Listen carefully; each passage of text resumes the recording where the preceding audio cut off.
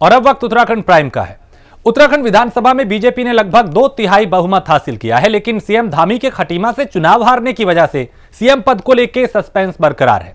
इसे लेकर दिल्ली में मंथन हुआ और दिल्ली में चल रही बीजेपी आलाकमान के साथ मुख्यमंत्री पुष्कर सिंह धामी, प्रदेश अध्यक्ष मदन कौशिक, प्रदेश संगठन मंत्री अजय कुमार के साथ बैठक की गई।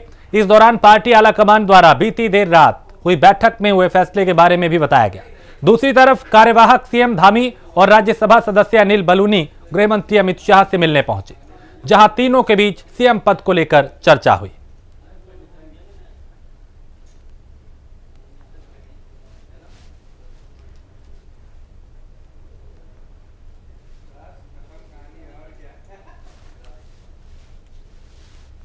तो पुष्कर सिंह धामी सीएम रेस में सबसे ऊपर है। सीएम की रेस में मदन कौशिक का नाम भी चर्चाओं में है और इसके अलावा सतपाल महाराज जो हैं उनका नाम भी सीएम की रेस में काफी चल रहा है। इसके अलावा डॉक्टर धन सिंह रावत वो भी इस रेस में शामिल दिखाई दे रहे हैं और सुबोध उनियाल का नाम भी चर्चाओं में है।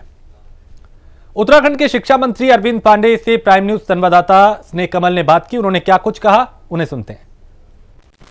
शिक्षा मंत्री अरविंद पांडे जी से जो है सरकार को जीत हासिल हुई, लेकिन अभी तक स्पष्ट नहीं हुआ मुख्यमंत्री कौन होगा। बिल्कुल समय आने पे आप लोगों को पता लग जाएगा और निश्चित ही उत्तराखंड की जनता का मैं धन्यवाद दूंगा कि उन्होंने डबल इंजन पे की सरकार को आशीर्वाद दिया है। कमल के फूल पे वोट डालकर मोदी जी को नया भारत निर्माण में उत्तराखंड ने अपनी सहभागिता दी है।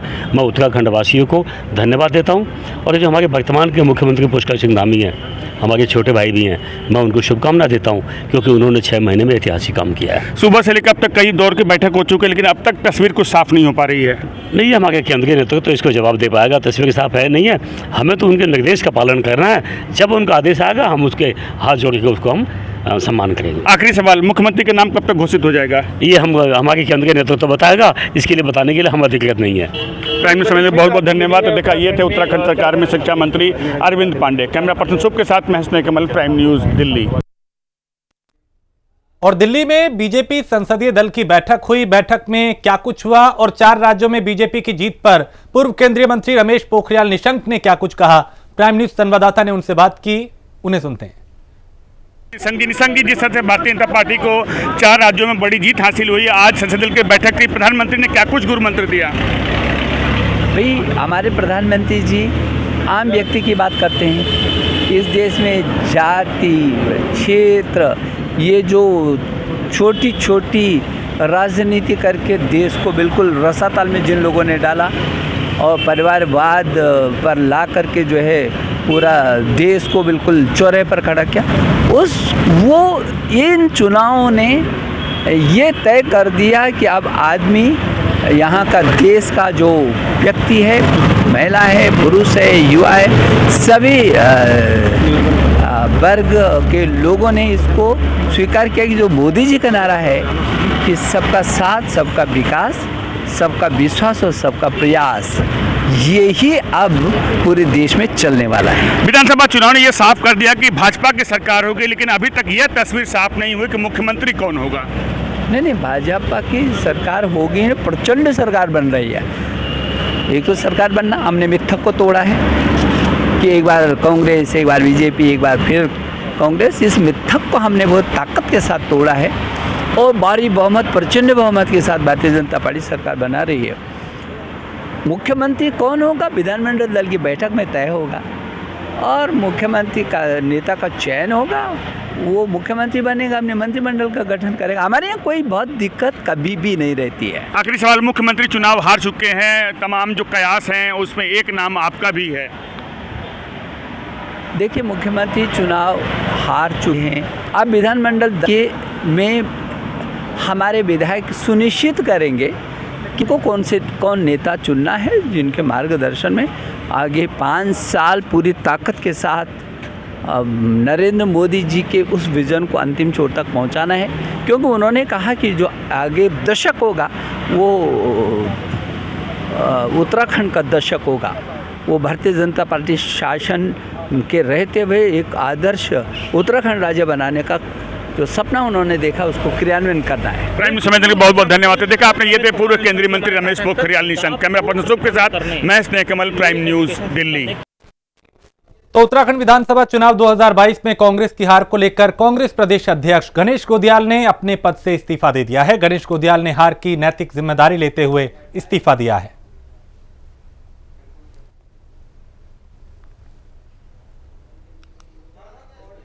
तो चुनाव हारने के बाद कहीं पे समीक्षाएं हुई हैं, कहीं मंथन हो रहा है, कहीं पे इस्तीफों का दौर जारी है।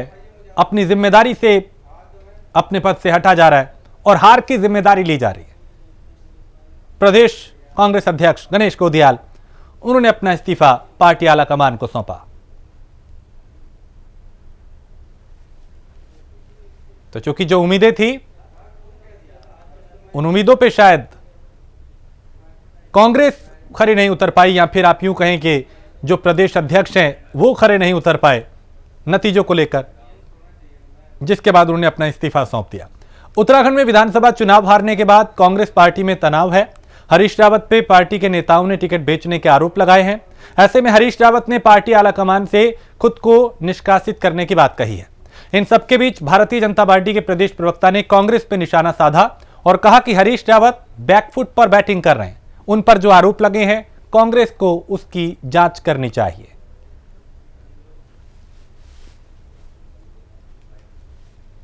हरीश रावत जी फ्रंट फुट पे बैटिंग कर रहे हैं और इससे पहले कि कोई बात हो उन्होंने स्वयं ही आगे आके अपने निष्कासन की बात करके कहीं ना कहीं कांग्रेस को, जो कांग्रेस इस समय उत्तराखंड के अंदर और देश के अंदर बड़ी राजनीतिक रूप से चुनावों के बाद बड़ी मरी हुई कमज़ोर हालत में है, तो हरीश रावत जी ने एक तरीके से गुगली मार दी है कांग्रेस पे ही। यानी कि वो फ्रंट फुट पे बैटिंग करके बताना चाह रहे हैं कि कर दो हरीश रावत को निष्कासित, तुम्हारा और बेड़ा गर्क हो जाएगा। तो ये एक तरीके से जो है दबाव बनाने की राजनीति है। खरीद फरोख्त का आरोप पहली बार नहीं लग रहा है। स्टिंग हुआ था तो उसमें सिद्ध हुआ था, जिसमें उन्होंने कहा था कि खरीद लो, और इस समय भी उन्हीं के कार्यकारी प्रदेश अध्यक्ष रणजीत सिंह रावत कह रहे हैं कि उन्होंने टिकट के लिए पैसे लिए हैं। और तो मुझे लगता है कि वास्तव में अगर बिल्ली के भाग से छींका टूट जाता और उत्तराखंड के अंदर इनकी सरकार बन जाती तो ये तो उत्तराखंड को बेच डालते, जिस तरह से इनका कार्यकारी अध्यक्ष ही इनके लिए कह रहा है। तो अगर इनके अंदर थोड़ी भी शर्म है तो मुझे लगता है इनको संन्यास ले लेना चाहिए। और कांग्रेस पार्टी के नेताओं ने हरीश रावत पे कई गंभीर आरोप लगाए हैं। ऐसे में हरीश रावत ने पार्टी हाईकमान से खुद को निष्कासित करने की मांग की, हमने आपको अभी बताया भी था। और इसी तरीके से लगातार सियासत जो है वो गर्मा चुकी है, आरोप प्रत्यारोप का दौर जारी है और आरोपों का प्रचार प्रसार उन्होंने कहा कि किया जा रहा है। आप में शायद मेरे भाग्य में यही बता था कि मुझसे कहा गया है, जा रहा है कि मैंने टिकट बेच दिए। भाजपा वाले लगे हैं मेरे पीछे ये कहने में कि कोई मुस्लिम यूनिवर्सिटी का बयान मैंने दे दिया, वो मुझ पर ज़बरदस्ती उसको चिपकाने में लगे हैं। पड़े मैं 2 लात मारने के लिए हमारे अपने लोग भी कह दे रहे हैं कि साहब मैंने टिकट बेच दिया। अब भैया टिकट बेचे हैं तो ऐसा व्यक्ति तो नहीं चाहिए कांग्रेस के अंदर, इसलिए मैंने कांग्रेस को ऑफर किया है, बल्कि भगवान से प्रार्थना की है। अब कांग्रेस को क्या ऑफर करूं, इस समय सभी तकलीफ में हैं, ये समय कुछ कहना जो है वो ठीक नहीं होगा, इसलिए मैंने भगवान से प्रार्थना की है, भगवान कांग्रेस मेरे खिलाफ कार्रवाई करे। एक व्यक्ति जो है जो इतने पदों से नवाजा गया हो और सब कुछ किया गया हो, यदि वो टिकट बेचता है, पद बेचता है, तो फिर ऐसे व्यक्ति की तो सार्वजनिक कांग्रेसी में क्यों सार्वजनिक जीवन में जरूरत नहीं होनी चाहिए। तो मैं तो ऐसे हरीश रावत को उत्तराखंड वालों को चाहिए कि पकड़ करके खड्ड में दबा दें। हाँ, खड्ड में दबा दें। देखते हैं क्या भगवान सुनता है नहीं सुनता। पार्टी हमारे तो पार्टी भी भगवान ही जैसी है, तो भगवान सुनते हैं नहीं सुनते हैं, दोनों सुने। अच्छा। और मैं तो चाहता हूँ बल्कि जिस समय होली दहन हो रहा है उस समय हरीश रावत का भी दहन हो जाना चाहिए, राजनीतिक दहन तो कम से कम हो जाना चाहिए। तो उत्तराखंड के विधानसभा चुनाव में बीजेपी ने प्रचंड बहुमत के साथ अपनी सरकार बनाई है। पार्टी की जीत पे बीजेपी के वरिष्ठ नेता प्रीतम सिंह ने कहा कि उत्तराखंड की जनता ने बीजेपी पर ही अपना विश्वास जताया है। वहीं कांग्रेस के पूर्व विधायक काजी निजामुद्दीन ने भी कांग्रेस को मिली हार पे कहा जनता जनार्दन है। उन्होंने कांग्रेस की जगह एक बार फिर बीजेपी पे भरोसा किया है, लेकिन कांग्रेस फिर से मजबूत होकर लौटेगी, मेहनत करेगी और वापसी करेगी।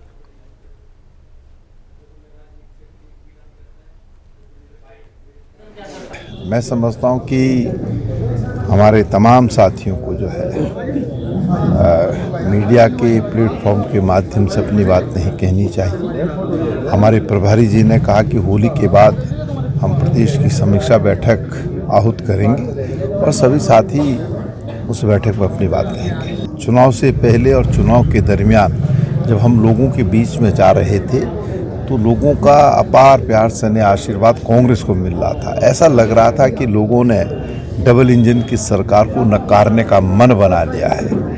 लेकिन जब ईवीएम खुली तो उत्तराखंड के लोगों ने फिर से एक बार भाजपा की सरकार बनाने का काम किया है और कांग्रेस को विपक्ष में बैठने का अवसर दिया है। और जहाँ तक हार का प्रश्न है, इस पर हम चिंतन और मनन करेंगे। जब बैठक होगी तो उसमें ही जो है कई कारण उभर कर के सामने आएंगे और उस समीक्षा के बाद हम एक नया रास्ता जो है प्रशस्त करेंगे। जो आगे की लड़ाई है उस लड़ने को का काम हम सब। उत्तराखंड विधानसभा चुनाव में रुड़की सीट से लगातार तीसरी बार जीत दर्ज करने और रुड़की विधायक चुने जाने के बाद क्षेत्र में रुड़की विधायक प्रदीप बत्रा को कैबिनेट मंत्री बनाए जाने की मांग उठ रही है। जहां एक तरफ उन्होंने कांग्रेसी प्रत्याशी को हराया तो वहीं रुड़की का मिथक तोड़ के लगातार तीसरी बार जीत दर्ज की है। इसी क्रम में रुड़की विधायक प्रदीप बत्रा का कहना है कि सबसे पहले तो वो प्रदेश की जनता और रुड़की की जनता का धन्यवाद अदा करते हैं। वहीं कैबिनेट मंत्री बनाए जाने के सवाल के जवाब में कहा कि ये पार्टी नेतृत्व का मामला है, पार्टी मुझे जो भी जिम्मेदारी देगी वो बखूबी निभाऊंगा। पार्टी जो भी जिम्मेदारी देगी उसको बखूबी निभाएंगे और जो पार्टी अगर जिम्मेदारी देती है तो अच्छा काम करेंगे और अपने प्रदेश के लिए जो है विकास की ओर अग्रसर करेंगे। अब पार्टी का निर्णय है, पार्टी जैसा निर्णय लेगी वो सम्मान। जो रुके हुए काम है, कितने काम है, क्या कार्य करेंगे? ये काम लगातार रुड़की में चल रहे हैं और जनता ने इसी बात पे वोट दिया है। रुड़की की हमेशा रीत रही है कि विकास की जीत हुई है और विकास कार्य रुड़की में सर्वोपरि है और चल रहे हैं और जनता ने इसी पर मोहर लगाई है। सड़कों का काम हो, चाहे ड्रेनेज का काम हो, चाहे सीवरेज का काम हो, चाहे रुड़की शहर को ग्रीन क्लीन और स्मार्ट सिटी बनाना हो, ये सभी कार्य चल रहे हैं और रुड़की को मॉडल सिटी बनाने का जो सपना है और वो सपना साकार होगा।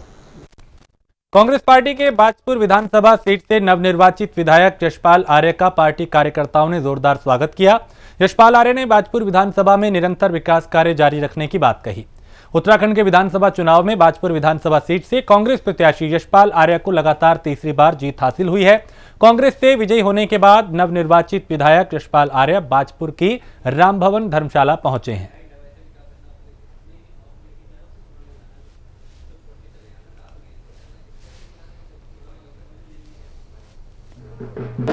विषम परिस्थितियों में भी मुझे बाजपुर की महान जनता का आशीर्वाद सहयोग मिला, सेवा करने का अवसर दिया है और तीसरी बार सेवा करने का अवसर दिया है। मुझ पर भरोसा विश्वास व्यक्त किया है और यकीनन मैं बाजपुर की महान जनता को आश्वस्त करना चाहता हूं कि यशपाल आर्य उनके विश्वास को, उनके भरोसे को हमेशा कायम रखेगा और जो विकास की शुरुआत हमने 2012 में की थी, उस विकास की धारा को लगातार प्रवाहित करने के लिए हम संघर्ष करेंगे, हम रचनात्मक भूमिका निभाएंगे, हम विपक्ष की भूमिका निभाएंगे और सरकार पर निश्चित रूप से दबाव भी बनाएंगे। हल्द्वानी से कांग्रेस विधायक सुमित हृदय ने प्रेस कॉन्फ्रेंस की और प्रेस कॉन्फ्रेंस कर बताया कि जिस प्रकार से हल्द्वानी की जनता ने उन पर भरोसा किया है, उसके लिए उनके भरोसे पे वो खरा उतरेंगे। ये भी कहा कि मुझे बहुत ही अफसोस है कि उत्तराखंड के अंदर कांग्रेस की सरकार नहीं बन पाई। इसका अफसोस उन्होंने कहा कि मुझे हमेशा रहेगा। आपको विश्वास दिलाता हूं, पहले साल में ही आप फर्क देख लेते पिछले डबल इंजन सरकार में और इस बारी की हमारी सरकार में। लेकिन सरकार भारतीय जनता पार्टी की बनी है, जनादेश हमें स्वीकार है, विकास की लड़ाई हम लड़ेंगे। प्रस्ताव देखिए सारे कहीं पे भी बिना भेदभाव के सुमित हृदय हो या अन्य कांग्रेस के विधायक हो, लगातार सरकार के सामने हम रखेंगे और सरकार पे हम दबाव बनाएंगे कि हमारे क्षेत्रों का विकास वैसे ही होना चाहिए जैसे हमारी जनता से हमने वायदे करे थे। और जनता ने देखिए जब जनप्रतिनिधि चुन लिया है तो पार्टी से ऊपर होके पूरे क्षेत्र का प्रतिनिधि हुआ। तो हमारी विधायक निधि जो है वो 4.25 करोड़ है। एक तो हम सरकार से रिक्वेस्ट करेंगे कि इसकी जो मात्रा है इसको बढ़ाया जाए, क्योंकि 4.25 करोड़ में आप कितना विकास कर सकते हैं। अगर विधायक निधि से ही विकास करना होगा होता है विधायक निधि से बहुत सारे काम होते हैं, लेकिन छोटे छोटे काम होते हैं। जो बड़े काम होंगे वो सरकार के मत से होंगे। दिनेशपुर के नगर पंचायत बोर्ड बैठक में विकास के मुद्दों पर विशेष चर्चा की गई। इस दौरान नगर पंचायत के सभी सभासद, अध्यक्ष और अधिशांसी अधिकारी बैठक में मौजूद रहे। बैठक में साल के अंत में नगर पंचायत के आय व्यय पर चर्चा की गई। इसके साथ ही पिछले वर्ष कोविड में साफ सफाई के चलते नई रणनीति तय की गई थी।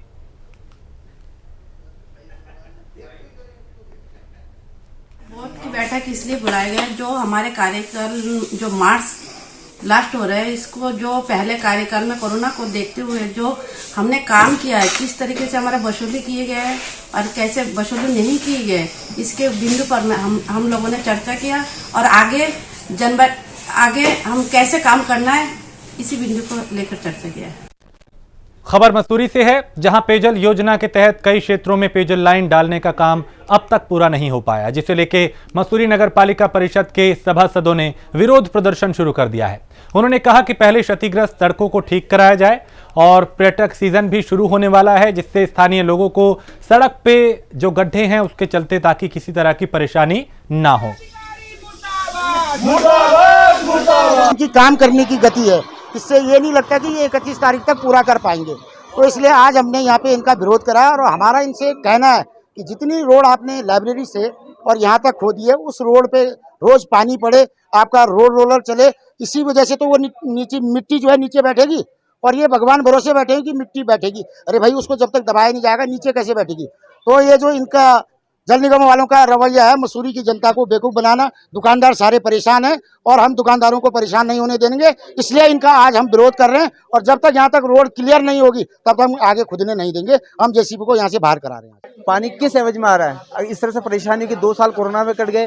अब ये माल रोड में काम कर रहे हैं। माल रोड में बड़ी मुश्किल, थोड़ा सीजन चलना शुरू है, 3 दिन ये पीक सीजन है, लोग आएंगे, यात्री आएंगे, इसी पे पूरा हमारा शहर की रोजी रोटी चलती है, लोगों का काम वाम सब इसी पे डिपेंड करता है। और इस तरह से खोदा रहेगा, कौन आएगा? धूल मिट्टी पूरी दुकानों में जा रही है, लोग परेशान है। माल रोड की बात छोड़िए, आप आउटर में भी जाओगे तो सब जगह इन्हें बुरे हाल करके रखे हैं।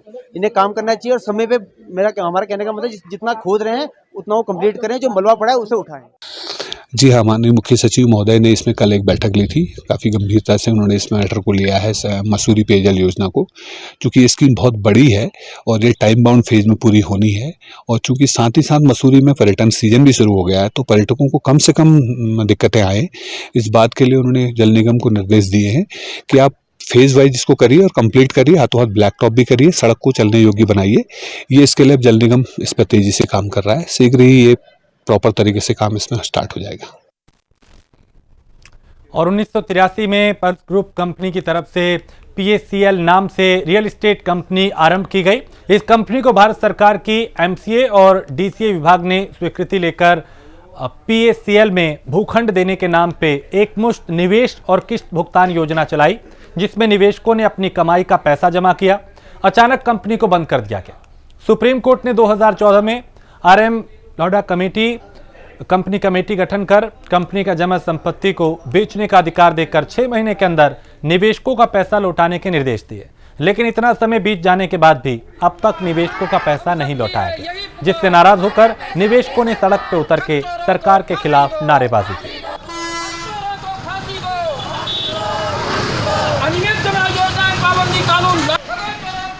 2016 से हमारी जो कंपनी बंद हुई थी सर, हम यहाँ 350 एजेंट हैं कोटद्वार में PACL के, और हम 2016 से लगातार ज्ञापन देते जा रहे हैं, जिसका कोई अभी तक कोई वो नहीं हुआ। हम इतने परेशान हो रखे हैं कि लोग आत्महत्या के लिए वो हो रखे हैं। और अब यही है कि आत्महत्या से करना है, बाकी क्या करना है? जब पैसा नहीं मिलेगा तो आत्महत्या तो करना है। सब खेती बाड़ी वाले लोग हैं, हम इतने परेशान हो रखे हैं, बाकी तो क्या बोलना है। अब लास्ट हमारा यही है कि हमारा पैसा नहीं मिलेगा। हम उनसे भीख नहीं मांग रहे, हम उनसे अपना पैसा मांग रहे हैं। और जब तक हमारा पैसा नहीं मिलेगा तब तक हम रोज धरना प्रदर्शन, रैली, ज्ञापन के उससे हम अपना पैसा मांग कर ही रहेंगे। बाकी तो अब रैली तो चलती रहेगी हमारी। PACL के पीड़ित जमाकर्ता लोग, PACL, bike boat, hello taxi, Sahara India वाले, ये सब जो है इन कंपनियों ने किसी न किसी बहाने से जो है किसी न किसी रूप से हमको जो है ठग लिया है। और वो ठगा हुआ पैसा सरकार के द्वारा इन कंपनियों पर बैन लगा 2014 में, और 2016 में RM लोढ़ा रिटायर्ड जज के, सुप्रीम कोर्ट के जज के माध्यम से एक कमेटी गठित की गई जिसमें सेबी भी इन्वॉल्व है, और इनको निर्देशित किया गया था, सुप्रीम कोर्ट का आदेश था कि भाई 6 महीने के अंदर अंदर इनका पैसा दो। लेकिन 2016 से और आज तक 6-7 साल फिर निकल गए हैं, लेकिन सेबी भी जो है सोई पड़ी है और सरकार भी सो गई है। भाई सरकार ने जब ये कंपनी बंद की है तो सरकार का दायित्व तो बनता है कि भाई हमारा पैसा जो है, इन निवेशकों का पैसा, गरीब निवेशकों का पैसा जो है तुरंत से तुरंत वापस करे। कोरोना से बच्चों को बचाने की दिशा में केंद्र सरकार ने अहम कदम उठाया है, जिसके तहत कल से देश भर में अब 12 से 14 साल के बच्चों को भी कोरोना से बचाव का टीका लगाया जाएगा। 16 मार्च से इस अभियान की शुरुआत होगी। इसके लिए सभी तैयारियां उत्तराखंड स्वास्थ्य विभाग ने पूरी कर ली हैं और राज्य के प्रतिरक्षण अधिकारी डॉक्टर कुलदीप ने बताया कि उत्तराखंड में 12 से 14 साल के बच्चे जो हैं वो करीब 3.5 लाख हैं, जिनको टीका लगाने का लक्ष्य निर्धारित किया गया है। लगभग 3.5 लाख बच्चों का टारगेट है, जो कोहॉर्ट ग्रुप हमको 12 से 14 एज ग्रुप का मिला हुआ है। वैक्सीन से रिलेटेड जितनी एसओपीज गाइडलाइंस है उसको डिस्ट्रिक्ट को बता दिया गया है। सारे वैक्सीनेटर्स जो वैक्सीन को लगाते हैं, क्योंकि ये वैक्सीन 0.5 ml इंट्रामस्कुलर लगनी है जैसे पहले की वैक्सीन लगती थी, तो उसके लिए कोई विशेष ट्रेनिंग करने की ज़रूरत नहीं है। तैयारियां पूरी हैं डिस्ट्रिक्ट में, और लेकिन कोविड अप्रोप्रिएट बिहेवियर रहे सारे सेंटर्स में। इसके अलावा जो AFI मैनेजमेंट है उसका सिस्टम बिल्कुल अलर्ट पर है, इसी को सभी डिस्ट्रिक्ट को बता दिया गया है। और कल से हम इस 12 से 14 एज ग्रुप का वैक्सीनेशन है उसको स्टार्ट करने जा रहे हैं। डोईवाला के रानी पोखरी में हिंदू जागरण मंच पे होली मिलन कार्यक्रम का आयोजन किया गया, जिसमें पूर्व सैनिक संगठन समेत बीजेपी के तमाम कार्यकर्ता मौजूद रहे। इस मौके पे बीजेपी की 4 राज्यों में प्रचंड जीत का जश्न भी मनाया गया। अब ये होली का त्योहार आज जो है बिगुल फूंक दिया है हिंदुत्व जागरण मंच ने, और ये बिगुल जो है 18 तारीख तक यही डेयरी पार्टी चलेंगी। डेयरी जनार्दन जो है हिंदुत्व के नाम से हम जो है जश्न मनेगा हिंदुत्व के नाम से। हम जो है सब एक साथ हो गए हैं, जितने भी हमारे हिंदू, चाहे हमारा हिंदू किसी भी जात का है, हिंदुत्व के नाम से हम सब एक साथ होंगे और आखिरी दम तक हम जो है हिंदुत्व के नाम की लड़ाई लड़ेंगे। हर हालत में हम हिंदुओं को एक साथ होना है और देश का नाम रोशन करना है। देश रहेगा, हम रहेंगे, हिंदुत्व की मान बढ़ेगा। खबर धनोल्टी से है, जहां प्रसिद्ध पर्यटन स्थल देवलसारी, औंथड़ और देवा की यानी जो तेवा है वहां की हसीन वादियों में माया प्रोडक्शन के बैनर तले हिंदी फिल्म फॉरलाइन और यानी जो फॉरलाइन पैराडाइज का फिल्मांकन शुरू हुआ है। और प्रखंड जौनपुर के अंतर्गत औंथड़ और प्रसिद्ध पर्यटन स्थल देवलसारी में Hindi film for line paradise का शुभारंभ बीजेपी के मंडल अध्यक्ष हीरामणि ने किया।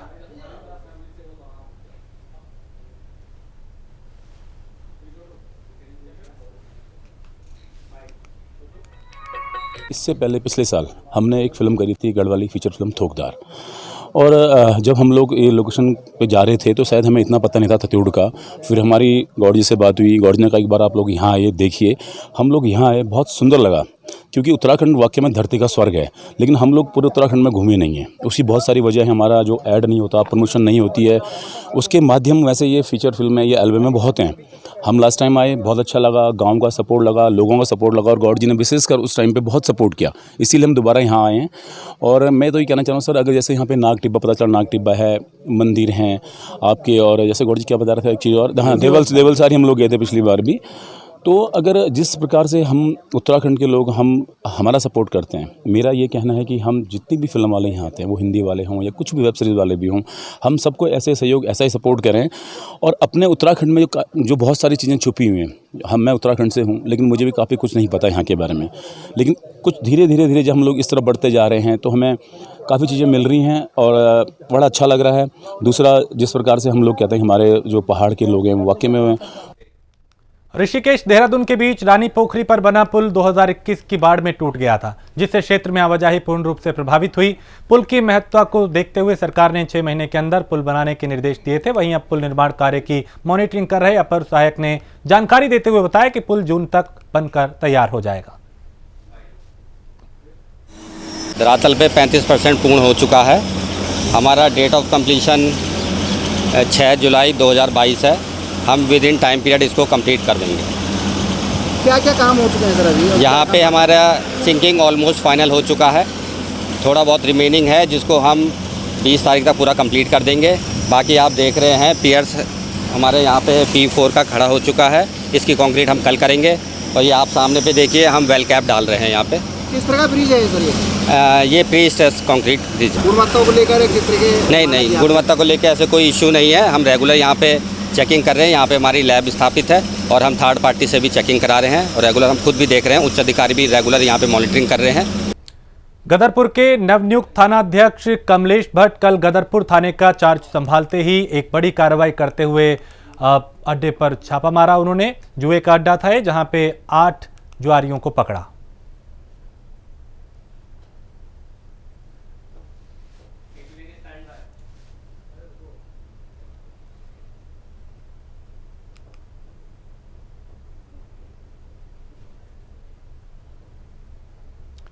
खबर पौड़ी से है, जहां कोटद्वार रोड पे कार के अनियंत्रित होने से सड़क हादसा हुआ जिसमें 5 लोगों को गंभीर चोट आई। मौके पे पहुंचे स्थानीय लोगों ने घायलों को तुरंत नजदीकी अस्पताल में भर्ती कराया, लेकिन कहीं पे तेज रफ्तार, कहीं पे नशे में वाहन चलाना, कहीं जल्दबाजी और कहीं नियमों की अनदेखी, कुछ ऐसे कारण हैं जिसके चलते आए दिन हादसे होते हैं।